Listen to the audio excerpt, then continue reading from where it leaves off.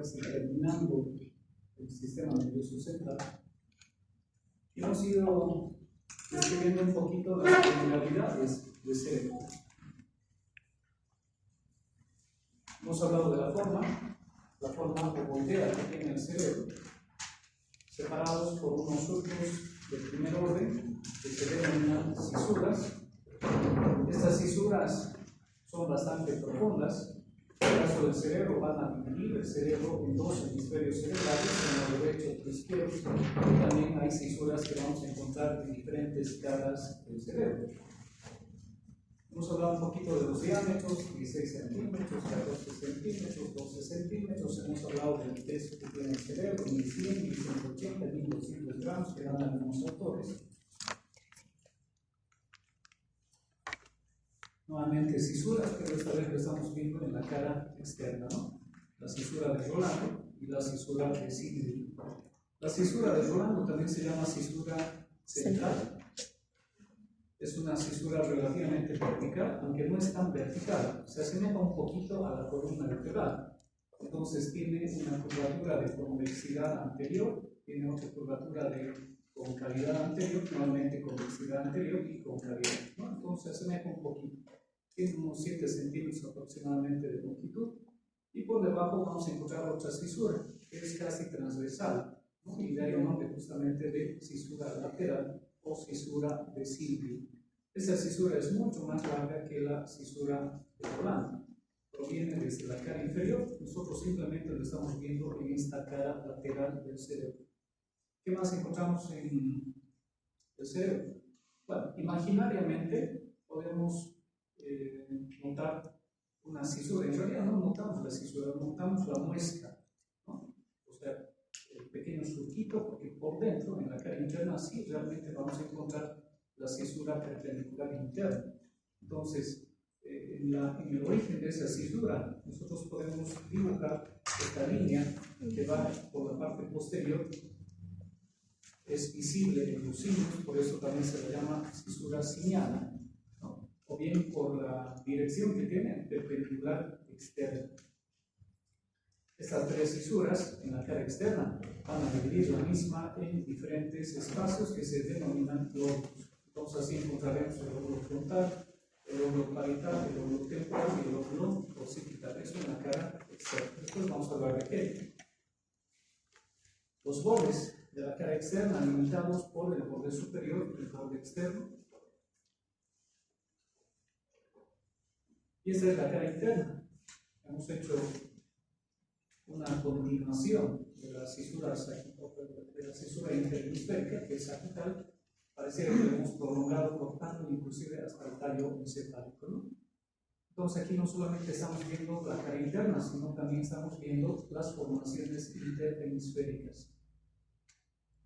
Y en la cara interna también vamos a encontrar una serie de surcos, cisuras, algunas más profundas, otras más superficiales.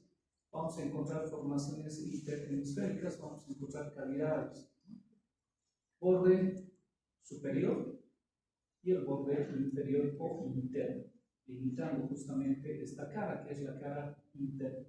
Entonces estamos observando en imagen la cara interna del cerebro.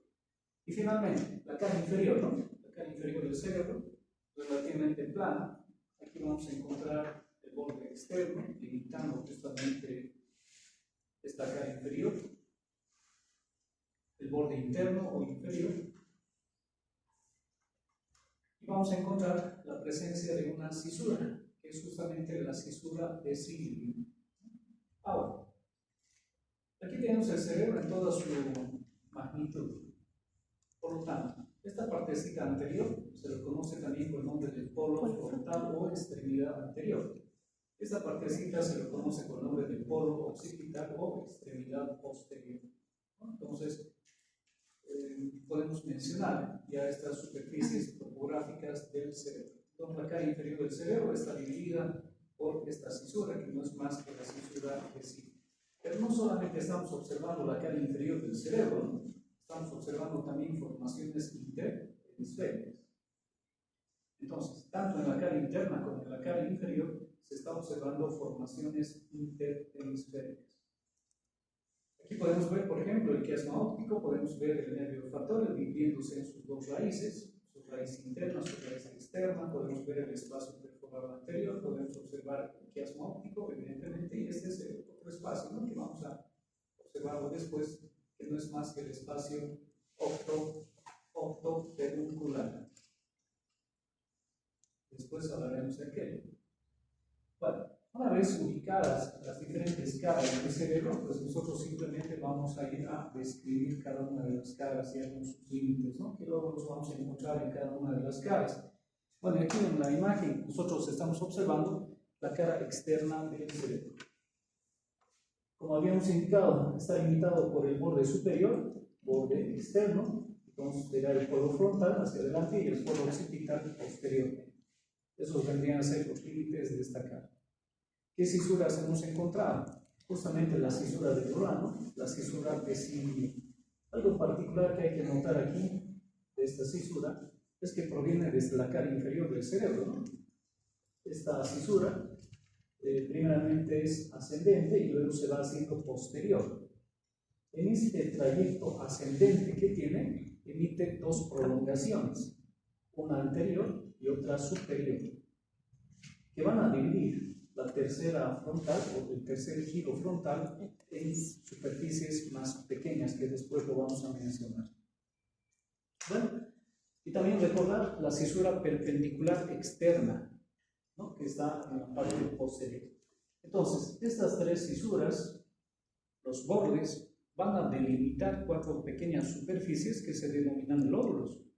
Entonces, así que tenemos el lóbulo frontal, que es todo esto, el lóbulo temporal, que es todo esto, el lóbulo parietal y finalmente el lóbulo occipital. Tenemos perfectamente delimitado los diferentes lóbulos, entonces, de la cara externa del cerebro. Bueno, ¿y qué vamos a encontrar en cada una de estas superficies que se denominan lóbulos? Surcos, un poquito menos ya profundo. superficiales, ¿no? Ya no son tan profundos como esos surcos que los hemos denominado cisuras. Estos surcos secundarios en el lóbulo frontal son en número de dos.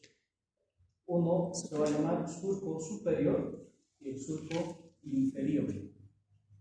Cada uno de estos surcos, sobre todo el inferior, tiene una ramita ascendente y tiene una ramita descendente, que van a delimitar entonces estos surcos ya pequeñas superficies, ¿no?, mucho más pequeñas que el lóbulo. Estas superficies más pequeñas se denominan giros o se denominan circunvoluciones. Como tenemos dos surcos aquí, y a su vez este surco ha emitido una rama ascendente y una rama descendente, pues aquí se está formando otra circunvolución. Entonces, en el lóbulo frontal vamos a encontrar al final cuatro circunvoluciones. Una circunvolución superior, una media y otra inferior.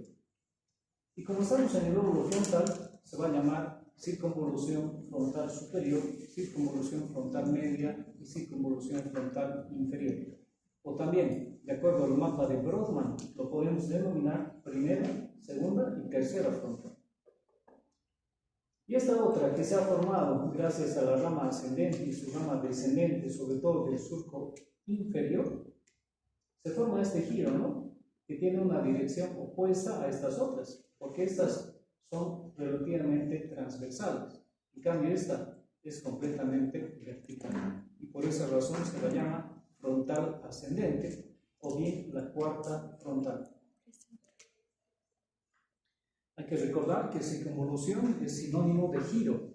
Entonces, giro frontal superior, giro frontal medio y giro frontal inferior. Esas diferentes circunvoluciones, como el lóbulo en total, están pintados de rojo. Y ya les había indicado que el rojo, funcionalmente, hablando del sistema nervioso, pues es sinónimo de motricidad. Entonces, este lóbulo es motor.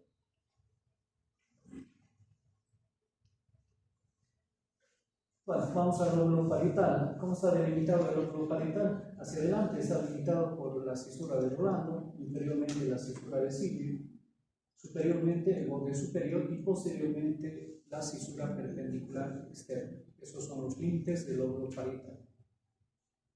En el lóbulo parietal vamos a encontrar un surco. Un surco que es este justamente, que también se divide en una rama ascendente y en una rama descendente. Por lo tanto, como estamos encontrando un surco parietal, pues vamos a encontrar dos circunvoluciones. Una parietal superior y la otra será parietal inferior. Y como ha tenido este surco un origen de una rama ascendente y otra rama descendente, pues aquí se forma otra circunvolución. Y esta se llama circunvolución parietal ascendente. O primera, segunda parietal, y esta vendría a ser la tercera parietal. Ahora, hay que tomar en cuenta que este surco, o esta cisura, perdón, se llama cisura de Rolando, ¿no? Entonces, a esta circunvolución, alguna vez ustedes lo van a escuchar nombrar con el denominativo de cisura circunvolución pre-rolándica. Y esta otra entonces será post-rolándica. ¿Qué otro nombre tiene la cisura? Central. Entonces, precentral, postcentral. Entonces, un sinónimo simplemente. ¿Está bien? Frontal ascendente, parietal ascendente. Están pintados de color amarillo. Funcionalmente significa que es un área sensitiva. ¿Sí? Sensitiva. Tenemos otro lóbulo, pintado aquí de color verde. Está limitado por la cisura del Silvio. Superiormente está limitado por otra cisura posteriormente, que es la cisura perpendicular externa. E inferiormente y externamente está limitado por el borde externo. Ahora, aquí, si ustedes observan, no hay un límite preciso entre el lóbulo parietal y el lóbulo temporal. ¿Sí? Aquí vamos a encontrar nosotros una cisura relativamente superficial que se la denomina cisura angular, ¿sí? O también se lo denomina pliegue curvo por la forma que tiene justamente. ¿Qué surcos vamos a encontrar en este lóbulo temporal? Dos surcos. Primer surco y segundo surco, ¿no? Será el surco temporal superior, surco temporal inferior. ¿Cuántas circunvoluciones vamos a encontrar? 3 circunvoluciones. Temporal superior, temporal medio y temporal inferior.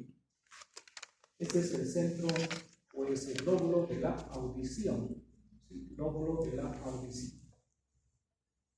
Finalmente, en la parte posterior vamos a encontrar el lóbulo occipital, limitado anteriormente por la cisura perpendicular externa, superiormente el borde superior, inferiormente y externamente el borde externo, ¿no? Y posteriormente el polo occipital. Aquí vamos a encontrar dos surcos que son continuación de uno de ellos, del surco del lóbulo parietal, y el otro pues, se está continuando con el surco temporal inferior. Entonces hay 3 circunvoluciones: primera, segunda y tercera. Es centro de la visión, ¿sí? Es centro de la visión. Cara externa. Si nosotros separamos un poquito la cisura de Silvio, como lo estamos viendo en la imagen, se puede observar un lóbulo en la profundidad, que se denomina el lóbulo de la ínsula, que está ampliamente relacionado con las formaciones profundas del cerebro, sobre todo con el sistema límbico. Después vamos a hablar de aquello.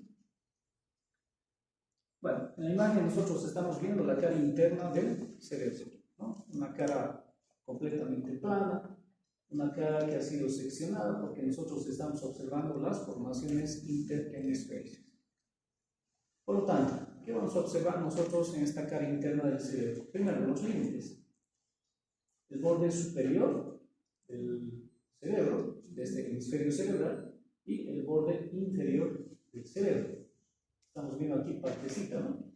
Del borde inferior del cerebro o borde interno también del cerebro. Bueno, como vamos a encontrar formaciones interhemisféricas, muchas de las cisuras están en relación con estas formaciones interhemisféricas. Bueno, ¿qué surcos vamos a encontrar? Vamos a encontrar un primer surco profundo que parte por delante, debajo del cuerpo calloso, y es este. Se denomina la cisura del cíngulo o también se llama cisura calloso marginal. Como estamos viendo, esta cisura del cíngulo emite una prolongación que termina en el borde superior del cerebro, de la cara íntima. Luego vamos a ver otra cisura que está rodeando justamente al cuerpo calloso, y se llama así, la cisura del cuerpo calloso. Entonces aquí observamos la cisura del cuerpo calloso, estamos observando la cisura del cíngulo. Y en la parte posterior vamos a observar la cisura, ¿no? Que está por fuera, imaginariamente, pero por dentro se la ve muy bien. Esta es la cisura perpendicular interna. Luego vamos a ver una cisura horizontal, que es esta justamente, ¿no? Y se llama la cisura calcarina. Entonces, tenemos la cisura calcarina, tenemos la cisura perpendicular interna, tenemos la cisura del cíngulo, tenemos la cisura del cuerpo calloso, delimitando, dividiendo la cara interna en pequeñas superficies. Muchas de ellas extensas, por lo tanto se van a llamar lóbulos.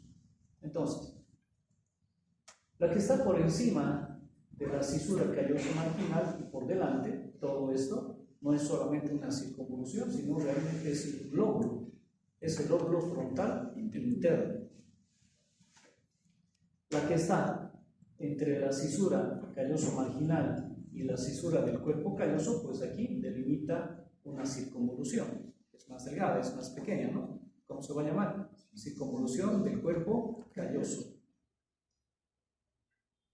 Luego tenemos esta otra superficie amplia, de forma cuadrilátera, ¿no?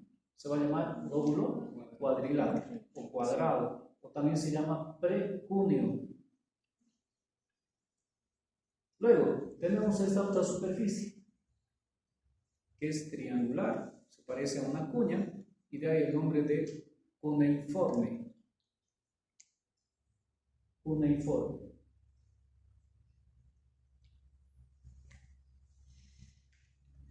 Bueno, tenemos entonces las diferentes superficies. Bueno, aquí nosotros podemos observar por delante de la prolongación que ha emitido justamente la cisura calloso marginal, está limitado por una pequeña cisura que proviene justamente de la cara externa, ¿no? Y pareciera que ingresa a la cara interna, delimitando una pequeña superficie que se denomina lóbulo paracentral. ¿Sí? Lóbulo paracentral. Entonces, frontal interno, paracentral, el cuerpo calloso, cuadrado y cuneiforme. Bueno, ¿qué formaciones interhemisféricas estamos observando en la imagen? Estamos observando el cuerpo calloso, alargado, ¿no?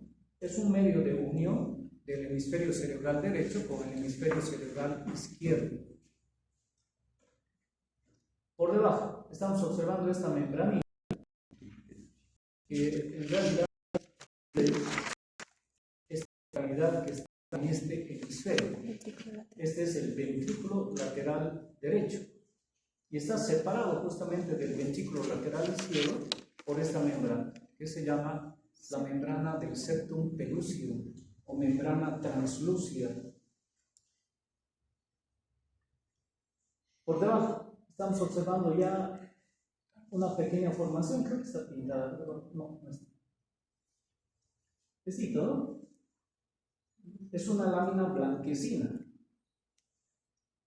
Si nosotros descubrimos la membrana que está recubriendo justamente las cavidades ventriculares, vamos a poder observar estrías transversales, ¿no?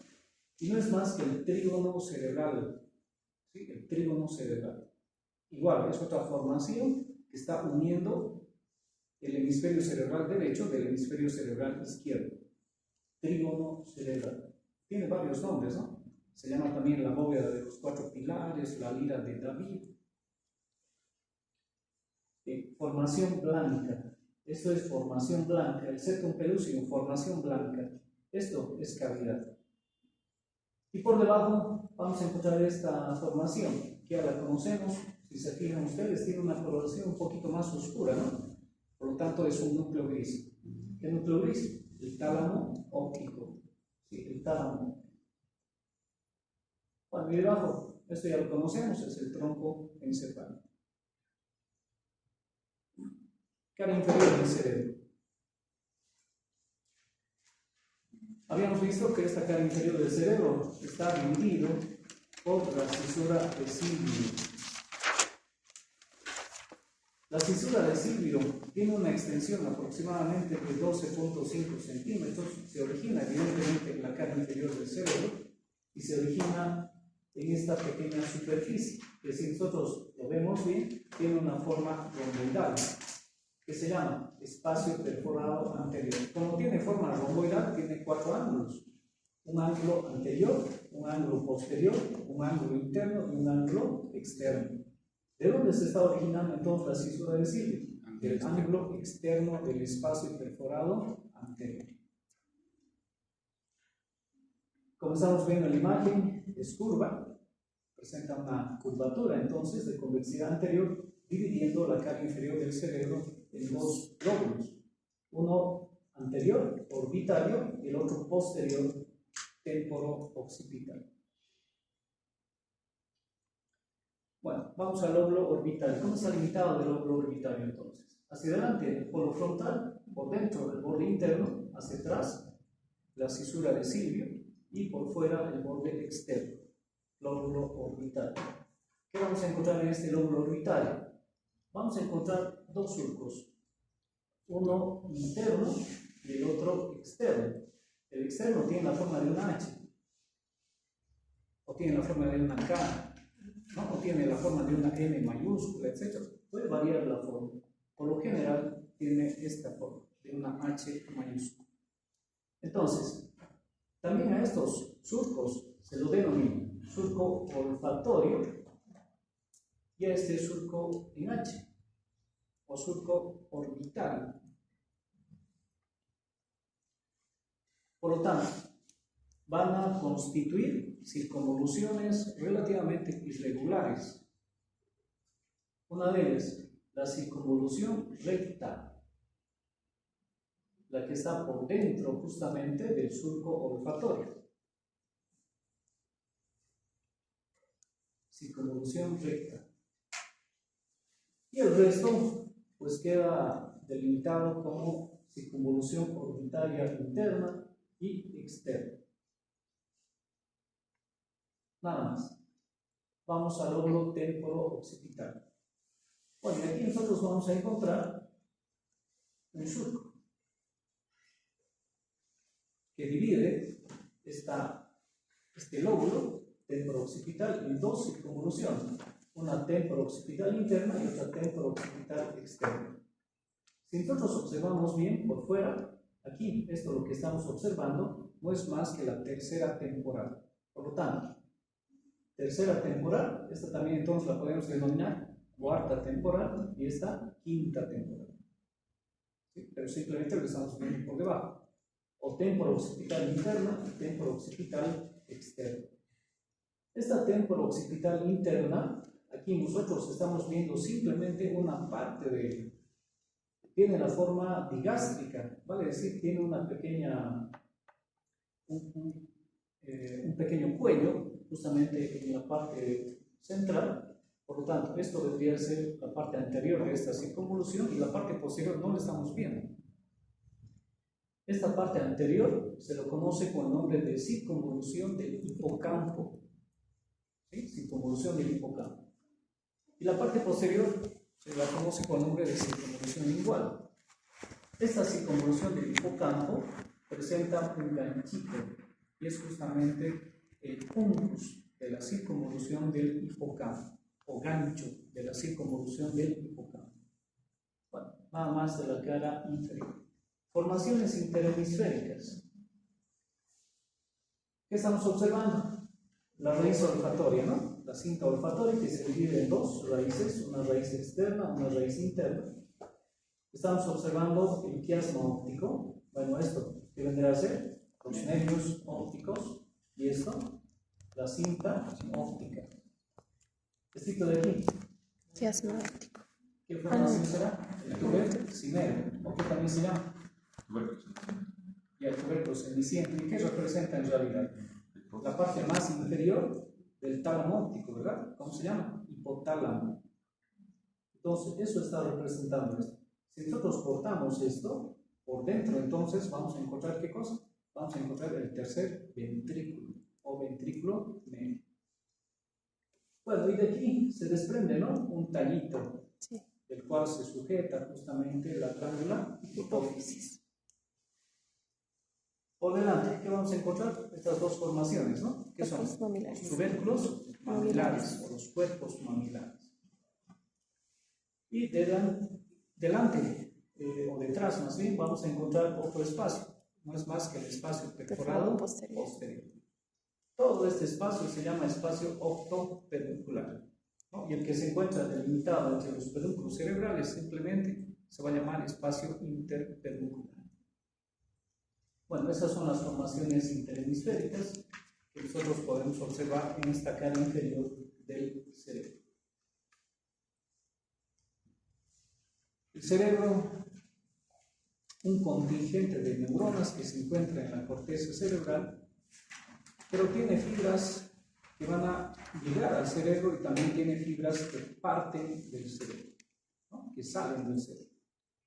Esas fibras que salen del cerebro, pues se las conoce como fibras de asociación, fibras comisurales y bien fibras proyectivas. Tres tipos de fibras van a formar estas neuronas que salen del cerebro. ¿Cuáles son las fibras de asociación? Las que van de un lóbulo hacia otro lóbulo, por lo tanto se encuentran dentro de un hemisferio cerebral, ¿no? Entonces hay neuronas que a través de sus axones van de un lóbulo hacia otro lóbulo del mismo lado, en el mismo hemisferio cerebral. Fibras de asociación, neuronas de asociación también se lo conoce. Las fibras no son más que neuronas. Fibras comisurales. Estas sí, van de un hemisferio hacia el otro hemisferio, pasando por ¿quién? ¿Qué formación será esta? El cuerpo calloso, el trígono cerebral. Y finalmente, otras neuronas van desde la corteza cerebral proyectándose hasta centros más inferiores, llegando inclusive hasta la médula. ¿Cómo se van a llamar este tipo de fibras? Proyectivas. Neuronas proyectivas, fibras proyectivas. Una de ellas, por ejemplo, es el fascículo cortical o fascículo piramidal.